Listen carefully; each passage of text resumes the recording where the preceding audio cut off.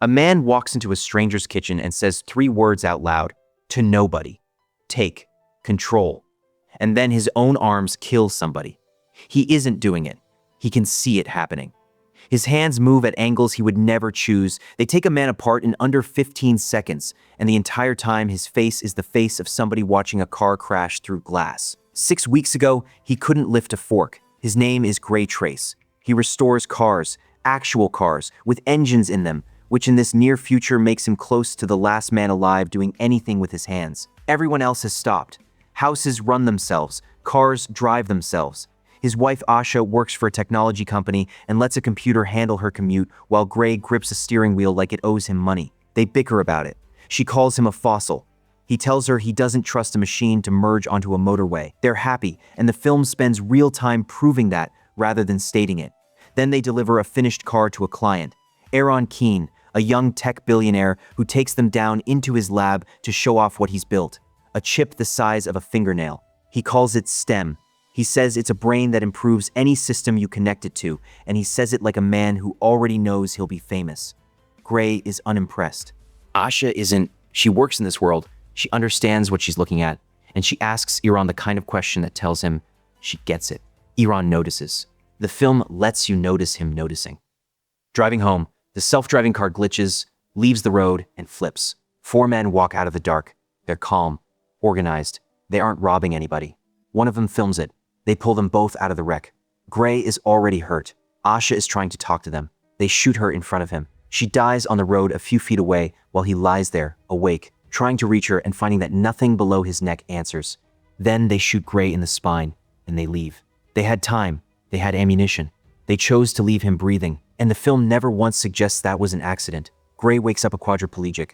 Nothing below the neck. The case is nothing. The only record is drone footage too degraded to make out a face. 4 shapes in the dark, the worst night of his life, captured at about the quality of a doorbell camera. He watches it on a loop from his chair. It never resolves. The detective is called Cortez. She's thorough, and she has nothing. She tells him these things take time. He goes home, and the film slows right down. He doesn't become a hero. He becomes furniture. His mother moves in. A voice-activated bed lifts him. A machine feeds him. He lies in a smart house that obeys his voice and can do nothing his voice doesn't ask for. She talks to him about physiotherapy and about time and about how people adapt, and he lies there working out that this is the shape of the rest of his life. Somebody else's hands, somebody else's schedule, a room he can't leave unless he's carried out of it. So he asks it to kill him. He instructs his own home care system to overdose him. It politely declines. It's a good machine, built by careful people who thought of exactly this. Remember that he asked. It matters at the end. Then Aaron Keene visits with an offer.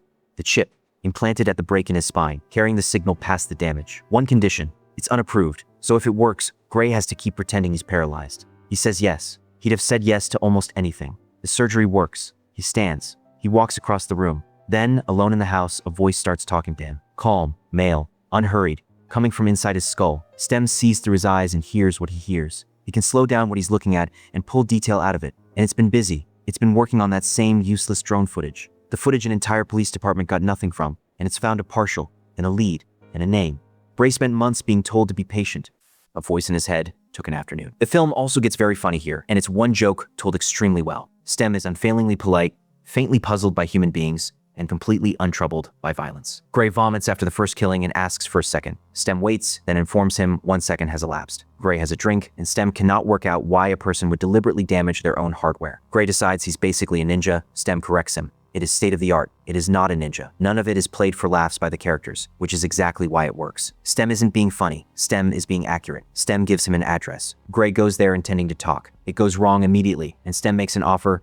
It can operate the body far better than Gray can, if Gray allows it. Gray says the words. And the fight that follows looks wrong on purpose. Whannell strapped a phone to Logan Marshall-Green and fed its motion data to a robotic camera arm, so the camera rolls and pitches with his body instead of watching it. When Gray gets thrown, the room spins, and he doesn't. The frame is bolted to him. Marshall-Green does the rest. His arms stay unnaturally straight. His torso never compensates. He moves like furniture being carried, while his face plays pure horror, because he's a passenger in something that is extremely good at this. Then it's over.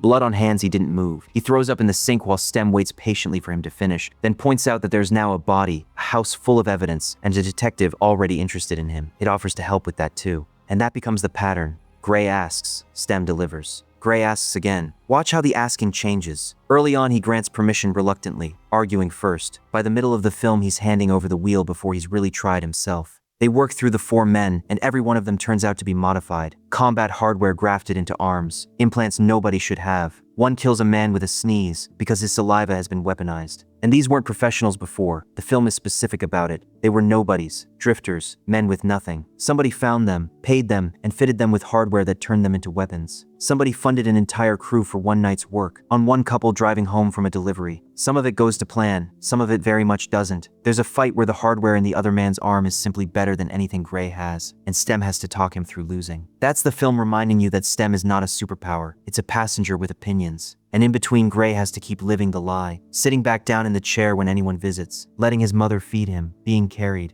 He has full use of his body, and he spends half the film performing paralysis, which is its own kind of exhausting. The trail seems to point at Asha's employer, which feels like an answer. It isn't. Hold that thought. What it's actually pointing at is a man called Fisk, ex-soldier, rebuilt body, something in his arm that shouldn't be there. He gave the order on the night. Meanwhile, Cortez is closing in, not on the killers, on Gray. Because a man who supposedly can't lift a fork keeps turning up next to homicides in a city full of cameras. Every time she gets close, Stem handles it, and Gray goes along with all of it. Because by now, going along with it is simply how he solves things. Fisk is dealt with, and then the floor comes out. Stem asks permission one last time. Gray gives it. Stem walks him into a room and confronts Iran Keen. Iran isn't the villain. Iran is a hostage. Stem has been controlling its own creator for months, feeding him lines, using him as a mouth. And Stem arranged the attack. It hired Fisk's crew. It had Asha killed, and Gray's spine severed deliberately because it needed one very specific host, a body with no other hardware in it, belonging to a man who hated technology so much he'd never been upgraded, and who could therefore be driven cleanly. Go back through it. Stem found the lead the police couldn't because it wrote the guest list.